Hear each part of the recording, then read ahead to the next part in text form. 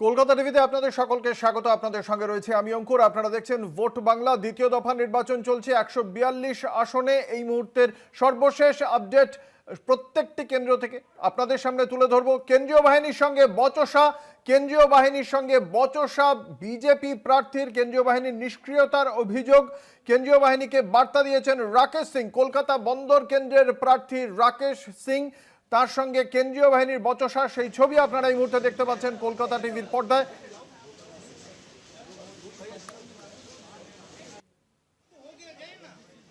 ভোটের মাঝে নিরাপত্তা নিয়ে প্রশ্ন। এই কেন্দ্রে তৃণমূল কংগ্রেসের প্রার্থী রাজ্যের বিদায়ী মন্ত্রী ফিরহাদ হাকিম, অন্যদিকে বামেদের প্রার্থী ফয়াজ খান, কংগ্রেসের প্রার্থী আকিব গুলজার। এই কেন্দ্রে বিপুল সংখ্যক নাম এসআইআর এ বাদ গিয়েছে। প্রায় 64,813 জনের নাম বাদ গিয়েছে এই কেন্দ্রে। ঠিকই কি হয়েছিল রাকেশ সিং এর, ঠিক কি হয়েছিল? আমাদের সঙ্গে রয়েছেন আমাদের প্রতিনিধি রিয়া মাঝি। রিয়া কথা বলেছেন রাকেশ সিং এর সঙ্গে, কি বলেছেন শোনাবো। পোর্টের আন্ডারে হরিমোহন ঘোষ কলেজ, যার ভিতরে একাধিক বুথ রয়েছে, এবং কিছুক্ষণ আগেই যেটা দেখা যায় যে বিজেপি প্রার্থী রাকেশ সিং এসে পৌঁছায় এই জায়গায়, এবং তার অভিযোগ এই কলেজের যে মেন গেট সেখানে কোনো রকম সেন্ট্রাল ফোর্স তার চোখে পড়েনি। রাজ্য পুলিশ দিয়ে পুরো বিষয়টা নিয়ন্ত্রণ হচ্ছে। আমি সরাসরি ওনার সাথে কথা বলবো, জিজ্ঞাসা করবো যে ঠিক কি অভিযোগ রয়েছে। রাকেশদা, আপনি এই কলেজে এলেন, এই কলেজে আসার পর আপনি কি দেখলেন, কি অভিযোগ? আমাদের মেন গেটে সেন্ট্রাল ফোর্স থাকা দরকার আছে, সেটা আমি সেন্ট্রাল ফোর্স দেখছি না। যার ইচ্ছা হচ্ছে সে ঢুকে যাচ্ছে, বেরিয়ে যাচ্ছে। আর সেন্ট্রাল ফোর্স আমার এখানে যেটা পরিমাণ দরকার সেটা এখানে নেই, সেটা আমার আপত্তি আছে। এখানে সেন্ট্রাল ফোর্স কেন নেই?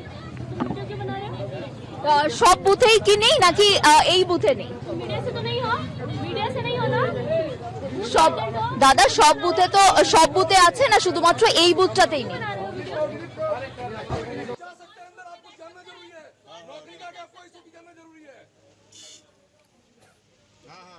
কিনা পোলিং এজেন্ট একটু দেখানোর চেষ্টা করব, যে পোলিং এজেন্ট একটু কার্ডটা দেখানোর চেষ্টা করব।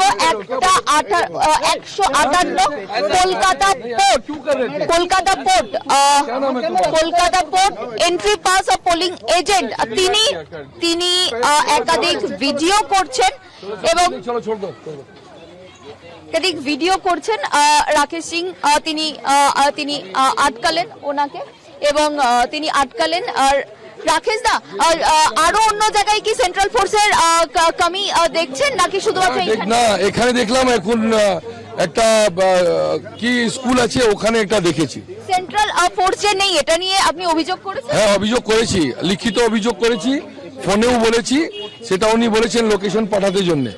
কোথায়, ইলেকশন কমিশন না পুলিশ অবজারভার? পুলিশ অবজারভারকে বলেছি, ইলেকশন কমিশনকেও চিঠি লিখেছি।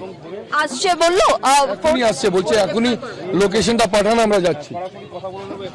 একদমই যেমনটা বললেন রাকেশ সিং, যে তিনি অভিযোগ করেছেন, তিনি লিখিত অভিযোগ করেছেন ইলেকশন কমিশনকে এবং পুলিশ অবজারভারকেও অভিযোগ করেছেন। কারণ যেমনটা গাইডলাইনে রয়েছে ইলেকশন কমিশনে, যে বিভিন্ন যে বুথগুলো রয়েছে সেখানে সেন্ট্রাল ফোর্সে মুড়ে দিতে হবে, এবং যত পর্যাপ্ত সেন্ট্রাল ফোর্স দরকার তত সেন্ট্রাল ফোর্স নেই কলকাতা পোর্ট এরিয়াতে, এবং বিভিন্ন বুথে সেন্ট্রাল ফোর্স দেওয়া হয়নি, এমনটাই অভিযোগ করছেন রাকেশ সিং, এবং তিনি ইতিমধ্যেই লিখিতভাবে অভিযোগ করেছেন বলে এমনটাই তিনি জানাচ্ছেন। ক্যামেরায় সুবীর ঘোষের সঙ্গে রিয়া মাঝি, কলকাতা টিভি।